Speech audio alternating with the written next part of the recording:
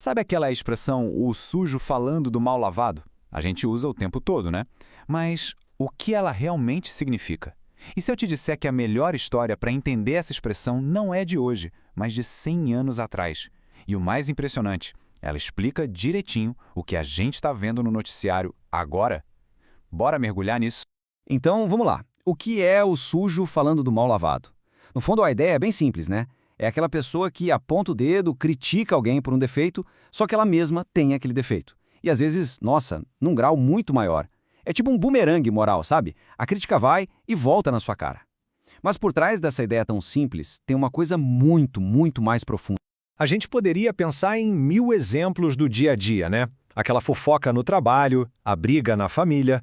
Mas qual foi a maior história de hipocrisia de todas? O exemplo que define, de uma vez por todas, essa expressão. Pois é, a gente vai ter que voltar um século no tempo e ir para um dos lugares mais poderosos do planeta. É isso mesmo. A gente está falando do Congresso dos Estados Unidos lá na época da Lei Seca. Aquele período entre 1920 e 1933 em que o álcool era proibido. E olha, isso não foi um deslize, um caso isolado de um político ou outro. Não, não. Foi um sistema inteiro montado na cara dura em cima da hipocrisia. Foi, sem exagero, o maior sujo falando do mal lavado que a história já viu. Vamos tentar imaginar a cena. De um lado, no discurso público, você tinha os políticos, os sujos da nossa história. Eles iam para a tribuna, faziam discursos super inflamados, chamando o álcool de veneno do diabo, falando que destruía as famílias e, claro, aprovando leis cada vez mais pesadas. Enquanto isso, na vida real, o cidadão comum, o mal lavado, era tratado como um criminoso, como a escória da sociedade se fosse pego com uma simples garrafa. A lei era para uns, mas claramente não era para todos. E bem no meio dessa hipocrisia toda, tinha um cara. Uma figura central, improvável, que conectava esses dois mundos. O nome dele era George Cassidy, mas ele ficou conhecido como o Homem do Chapéu Verde. E o mais incrível, ele não era um político. Ele era o contrabandista dos políticos. Pensa só, enquanto a polícia estava lá fora prendendo gente na rua, o Cassidy entrava tranquilamente pela porta da frente do Capitólio com a maleta dele cheia de bebida. E não pensem que era um negócio pequeno, feito às escondidas. De jeito nenhum. Por uma década inteira, de 1920 até 1930, o Cassidy operou de dentro do poder. Ele tinha um escritório dentro do prédio do Congresso, para facilitar a logística, para entregar o uísque, o gin, o que os seus clientes quisessem. A clientela dele, a grande maioria dos legisladores. A coisa era tão normal que o fornecedor do produto ilegal era quase um funcionário do governo. E aí, em 1930, a casa caiu. Ele foi pego e decidiu contar tudo. E aqui vem o número que é simplesmente inacreditável. O próprio Cassidy estimou que ele fornecia álcool para 80% dos congressistas. 80. Para e pensa nesse número. A esmagadora maioria das mesmas pessoas que levantavam a mão para aprovar leis que prendiam os outros por beber eram clientes fiéis do contrabandista deles. É de explodir a cabeça. Tinha até uma frase na época que resumia essa situação toda de forma perfeita. Vote dry, drink wet. Ou seja, vote seco, beba molhado. É genial, né? No discurso público para a Câmara, para o eleitor mais conservador, o voto era pela proibição. Era seco. Mas no privado, a portas fechadas, nos gabinetes, aí se bebia molhado e muito. Era a hipocrisia transformada em lema. Ok, essa história é incrível, mas aconteceu há 100 anos, né? A gente poderia pensar, o mundo mudou, mas será que mudou mesmo? Será que esse padrão de comportamento ficou no passado? A resposta, infelizmente, é um sonoro não. O palco é outro, os personagens têm outros nomes, mas a peça é a mesmíssima. E a gente vai ver como esse eco está ressoando aqui no Brasil, agora em pleno dezembro de 2025. Vamos para o nosso primeiro eco moderno. O cenário? Brasília. A pauta, a votação do orçamento para o ano que vem, 2026. E qual era a palavra de ordem, o discurso principal que a gente ouvia em todo lugar?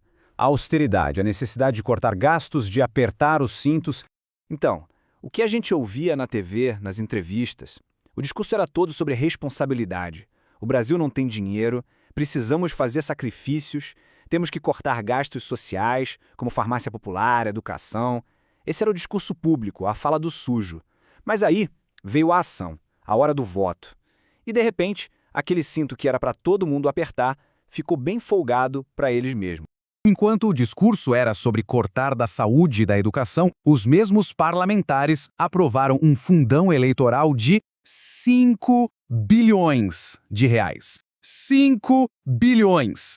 Dinheiro público, nosso dinheiro, para financiar as próprias campanhas deles em 2026. É ou não é a versão brasileira do Vote Dry, Drink Wet? A lógica é idêntica. Corte o social, financie o político. Agora vamos sair de Brasília e ir para o Rio de Janeiro. Porque lá a gente teve uma cena que, sério, parece que foi escrita por um roteirista. Uma CPI, uma comissão parlamentar de inquérito que virou um palco perfeito para o nosso tema de hoje. A cena foi a seguinte: de um lado, como acusador, o ex-governador Antony Garotinho, um político que, convenhamos, já foi condenado e tem um histórico bem complicado com a justiça. E ele estava lá apontando o dedo, acusando o governo atual de vários crimes. Do outro lado, os acusados, o pessoal do governo atual que também está sob investigação, respondendo: quem é você para falar alguma coisa? Você é um criminoso sem credibilidade. Foi literalmente o sujo acusando o mal lavado e o mal lavado acusando o sujo de volta. Uma guerra de acusações, onde fica a pergunta: quem ali tem moral para falar o quê?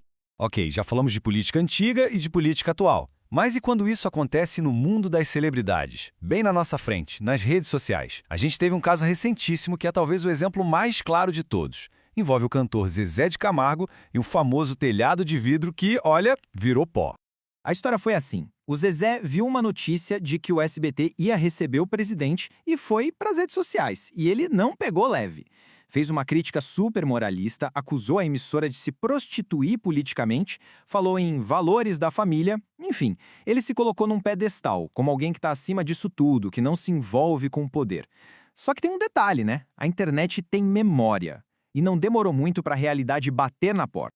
Rapidamente, a galera foi pesquisar e descobriu o quê? Que só em 2025, o próprio Zezé recebeu por volta de 3 milhões de reais de dinheiro público de prefeituras, de governos estaduais para fazer shows. Ou seja, a pessoa que criticou uma emissora por ter uma relação com o poder público é ela mesma uma das artistas que mais recebe dinheiro público no país. É o sujo não só falando, mas gritando com o mal lavado, sem nem olhar para a própria roupa. Beleza, a gente viajou para os Estados Unidos dos anos 20, passou por Brasília, pelo Rio, pelo mundo dos famosos. Mas e aí? O que a gente tira disso tudo? Por que as pessoas agem assim?